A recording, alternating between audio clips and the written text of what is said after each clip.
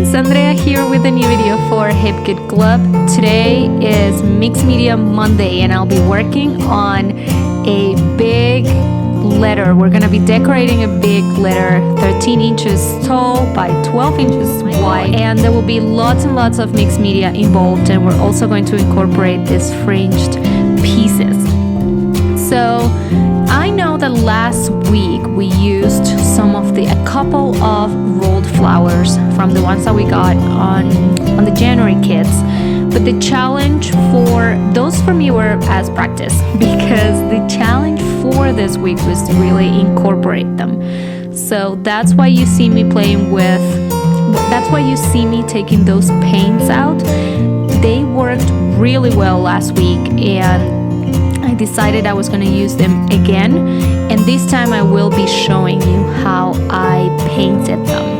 So I'm right now sorting flowers and leaves, and we're going to start by painting the leaves first.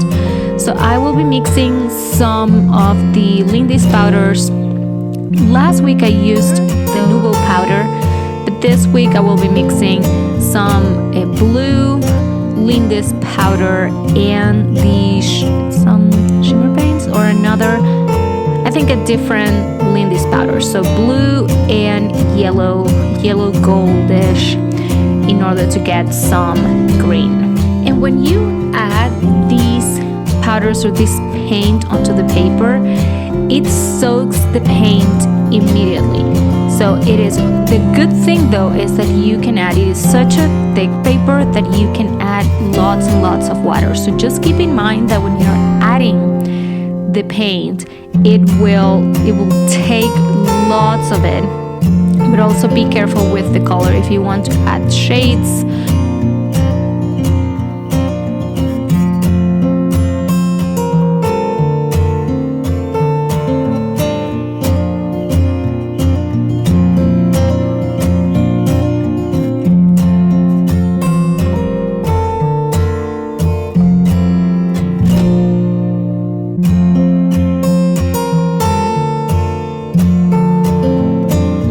So our leaves are ready now. We're gonna clean our mat and get ready to bring those flowers and start mixing some of Shimmer's paints.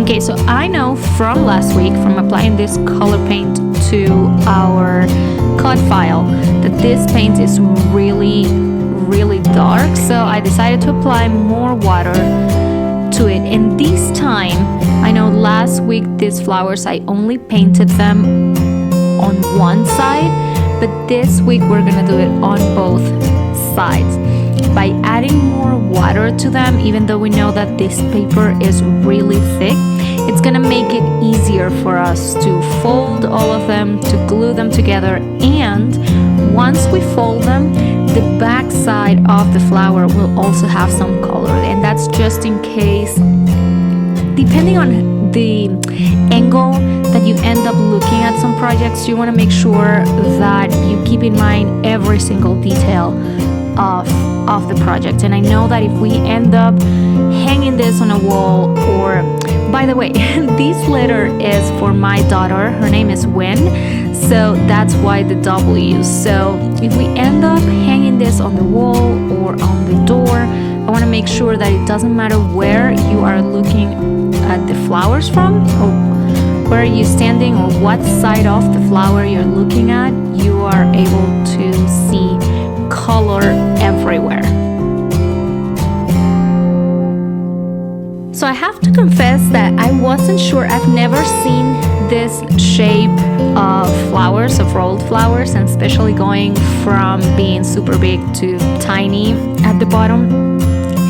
So at this point, I'm coloring all the flowers, and I'm planning on including as many of them, but I still don't know how they're really gonna look like. I do know that my W is big enough to handle this. Now, I also wanted to incorporate to use the stencil. So that's what I'm doing here. So this letter is gonna have 3 layers. We're gonna add the French cardstock piece we're gonna add now the stencil here, so a pattern, and then the top of it, it's just gonna be white. So it will be super easy with the cardstock. We start getting a little bit of the white with this stencil and the paste, and then we end up with white, just so we don't load the entire letter with stuff. Remember that we also need to keep the flowers there. Okay, so I'm mixing these. As I said, these Nouveau embellishment mousses are from previous kits from 2020, and now I am just applying it directly on the letter.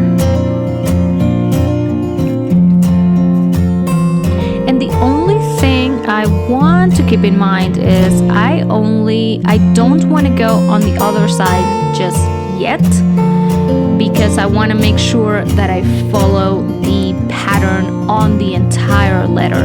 So for me, it's going to be easier at this point to, even having my left side wet, to jump onto the right side, work on that stencil. Just make sure that you clean it on the back side, on the side that is actually in direct contact with the letter, but you don't really need to clean the stencil every time you use it, at least on the front part. Make sure, though, again, you clean it on the back side so you don't have any issues with your pattern.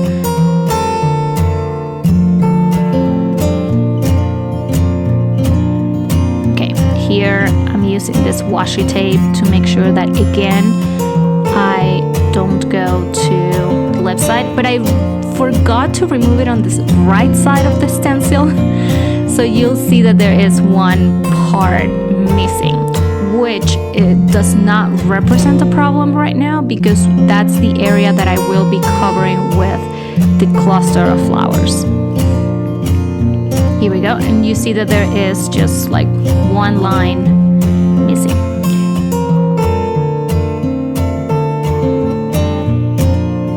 You see me coming back here with the stencil, but I did wait, okay? So there was a gap of approximately, I don't know, maybe 15 minutes that I just waited and wanted to make sure that the paste was, or that the mousse was dry on the other two sides of the letter. Not sure if you can see that, but I did not remove the washi tape. So we will have to also cover that. Yep, we do not need, or I do not need that gap there. So I just try to match it. I did not wait here. It was still wet, so I just tried to place the stencil on the right place. I was very, very lucky not to cause any major damage. But I will recommend you to wait and make sure that if you're going to overlap the stencil, don't do it onto wet paint or paste or embellishment mousse.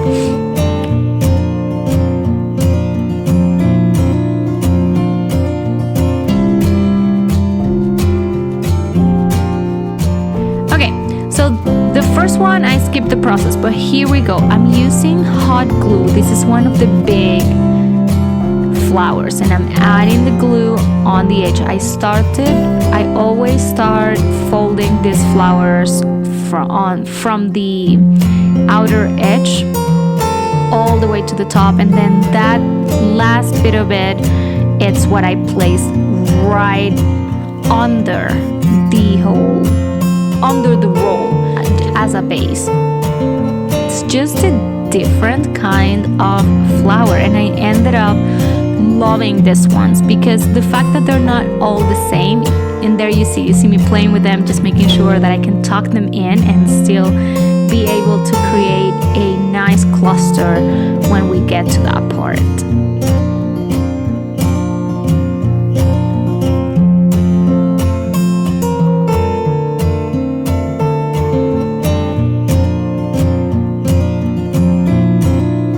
With these kind of flowers that end up being so tall, you do end up seeing really both sides of the petals. So it's great that we colored both sides of the flower. Now, rolling them, again, I think I mentioned this in the beginning, rolling the flowers, it's easier now. And even folding the top of the petals to get the right shape on the flower that we want, it's easier now that we ended up applying so much paint and so much water on the paper. Also, you don't necessarily need to roll them and make them so tight. This is just the way I like to fold the flowers. You can also, I think, Nisi used these flowers in one of her first projects using the January kits. She actually folded starting from the opposite end, and they ended up looking really amazing. And it's just all the possibilities that you get, not just because I'm telling you, hey, I fold every single flower starting from the outer edge, or I make them super tight, just because you feel free to try to combine, to mix and match styles and things that you think you would like, just so you can get the feeling of how working with different mediums and actually following different steps can give you completely different results. Okay, so here comes the step of adding the fringe edges.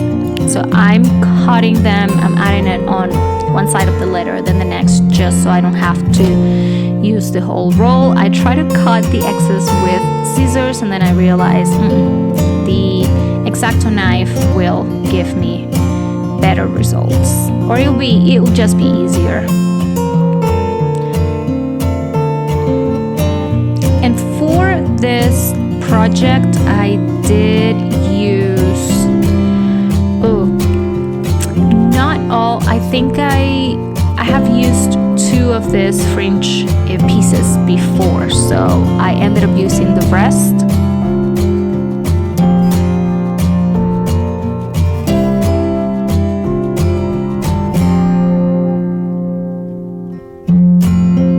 But this is basically what realized that I didn't remove the double-sided tape on the edge.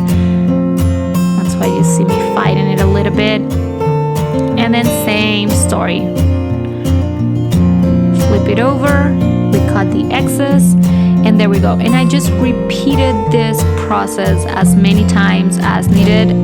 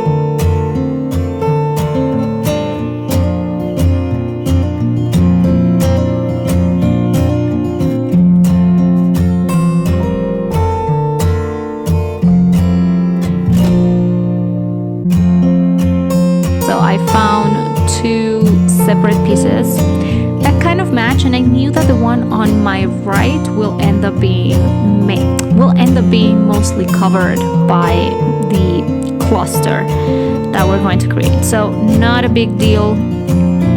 They're both kind of purple, so goes well. And you see that here there are 2 layers that I'm cutting at the same time. You could definitely go ahead and do that, like stick all the layers and then just remove the excess in just one time. So now the fun part. This is the part that I always with the clusters, and I enjoy it even more when these clusters involve the 3D flowers or folded flowers, and it is the same. And you kind of saw some of the process on how I built this one, how I put them, these clusters, how I put them together. It is the same thing that we did on our video from last week. You just make sure that you place one flower, that you have enough space or texture dimension to play with, not leaving any gaps between flowers, making sure you have some taller or bigger flowers than the rest, so it's easy to build the cluster.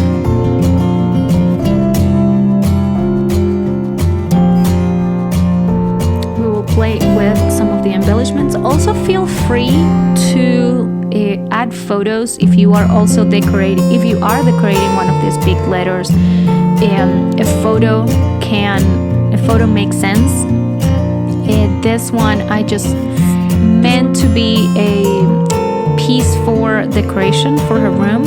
We're still not sure where she wants to place it, so it'll be either the door or just have it on her either nightstand or a dresser or bookshelf. We're still not sure where is it gonna go.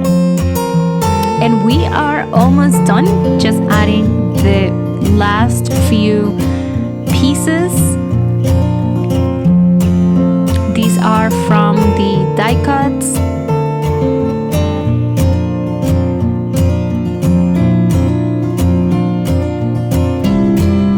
I think a couple, just one sticker, a phrase that we'll add. Yeah, the small orange smile sticker will be right there, right next to the orange flowers, and here it is. It sounds, and it might be a little bit of a time-consuming project, mainly because you do have to manually work on each one of the flowers, but apart from that, it's just the same, following the same processes and the same steps that you would follow if you're working on a layout. This is just a different canvas that we are working with, but I think it ended up looking really cute. So this is all from me today, guys. I hope you enjoyed the video. I hope it gives you ideas on how to get creative and put together pieces that are other than layouts, or how to incorporate some of these techniques into your scrapbook layouts. I believe this week all the kits will start shipping, all the February kits. Make sure you grab your favorite kits, all the add-ons and everything that you need and want to create beautiful projects in the upcoming weeks. I will leave all the information below where to find the kits, and also all the links for you to check the rest of the projects for the day up on the blog and the Facebook group. I hope you guys have a wonderful week and a wonderful rest of your day. This was Andrea for Hip Kit Club. I will see you next time. Bye bye.